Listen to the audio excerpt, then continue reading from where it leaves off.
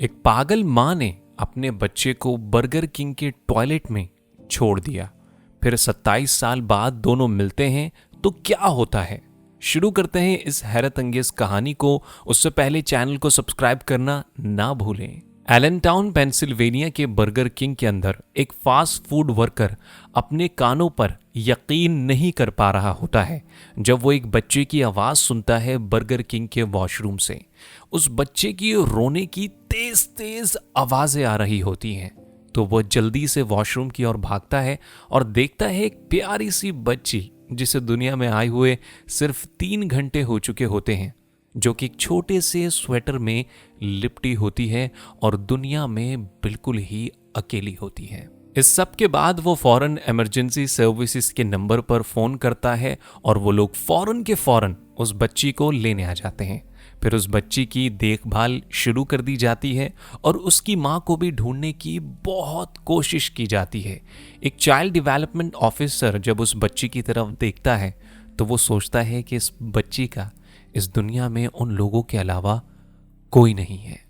Burger king का वो worker जिसको बच्ची मिली थी, जब उसका इंटरव्यू लिया जाता है तो वो कहता है कि मुझे एक बच्चे की रोने की आवाज़ आई बाथरूम से तो मैं अंदर चला गया।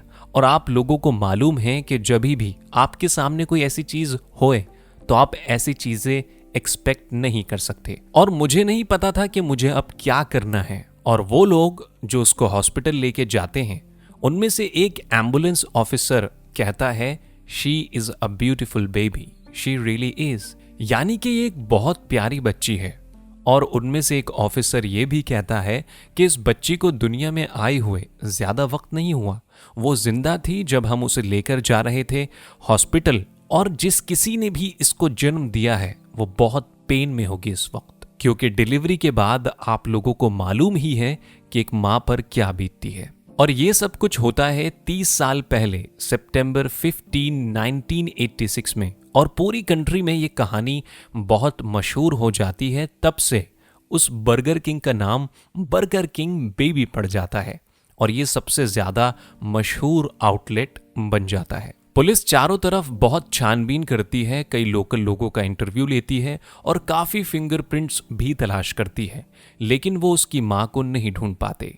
लेकिन खुशकिस्मती की बात यह है कि उस बच्ची को वहीं के एक लोकल कपल अडॉप्ट कर लेते हैं, ब्रेंडा और कार्ल हॉलिस। उस बच्ची की बिल्कुल अपनी बच्ची की तरह परवरिश करते हैं, उसकी हर जिद पूरी करते हैं और उसका खूब ख्याल रखते हैं। इस प्यारी बच्ची का नाम कैथरीन रखा जाता है। लेकिन ब्रेंडा जानती थी कि एक दिन कैथरीन बड़ी होकर अपनी असली माँ को ज़रूर पूछेगी, क्योंकि उसकी कहानी पूरे शहर में मशहूर होती है।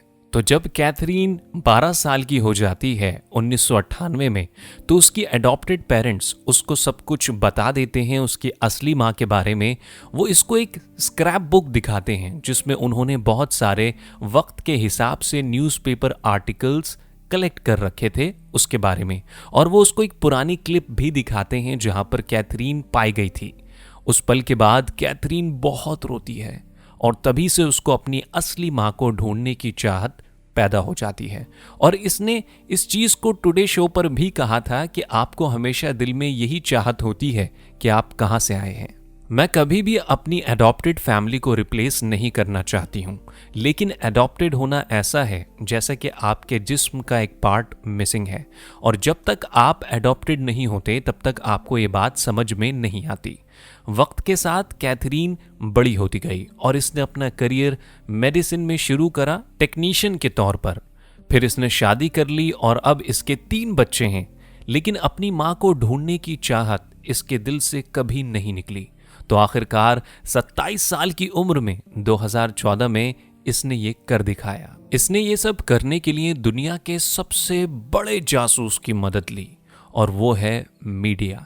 इसने अपनी फोटो 2 शीट के साथ फेसबुक पर अपलोड की जिसमें लिखा हुआ था कि मैं अपनी पैदा करने वाली माँ को ढूंढ रही हूँ, जिसने मुझे सितंबर 15, 1986 को जन्म दिया और इसने मुझे बर्गर किंग के एक बाथरूम में छोड़ दिया, जो कि एलनटाउन पेंसिल्वेनिया में है। आप सभी लोग मेरी मदद करें उनको ढूंढने में। मेरी पोस्ट ज्यादा से ज्यादा शेयर करें, क्या पता वो ये सब देख लें। और फिर इसे लगभग 30,000 लोगों ने शेयर किया पूरी दुनिया में कि इसकी असली माँ ने आखिरकार इस पोस्ट को देख ही लिया।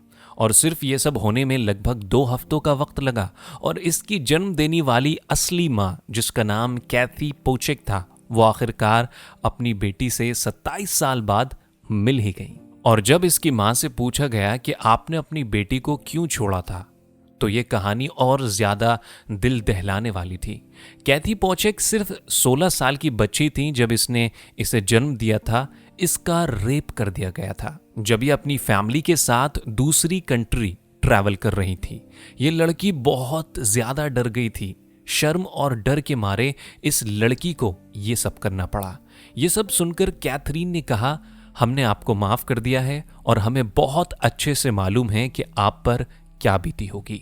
इनफैक्ट इसने टुडे शो में यह भी कहा कि मेरी माँ ने मुझे वहां छोड़ा था जहां पर मुझे आसानी से ढूंढा जा सके।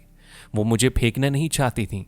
तो आखिरकार वो माँ जिसने इसे 27 साल पहले बाथरूम में छोड़ दिया था, वो इसे मिल ही गई। और ये दोनों एक दूसरे को बहुत चुपट चुपट कर रोए। लेकिन कैथरीन, जिसका इस दुनिया में कोई नहीं था, अब उसके पास 2 फैमिलीज थी।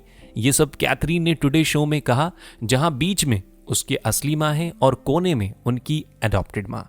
और बाद में ये कोइंसिडेंस भी पता चला कि कैथी पोचेक असली माँ कैथरीन का जो पति था उसके बचपन में बेबी सिटर थी।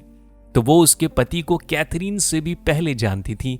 इसके अलावा दोनों माँ बेटी का नाम भी सिमिलर था, कैथी और कैथरीन। इन लोगों ने 4 घंटे तक अपनी स्टोरी टुडे शो पर शेयर करी और कैथरीन की असली माँ ने कहा कि मुझे बहुत खुशी है कि तुमने मुझे हमेशा चाहा और ढूंढा। तो दोस्तों, कैथरीन अब अपनी जिंदगी में बहुत ज्यादा खुश है कि उसे एक नहीं 2 माँ मिली। तो कैसी लगी आज की आपको हमारी हैरत अंगेज सच्ची कहानी? कमेंट करके जरूर बताइए और चैनल को सब्सक्राइब करना बिल्कुल भी ना भूलें। शुक्रिया।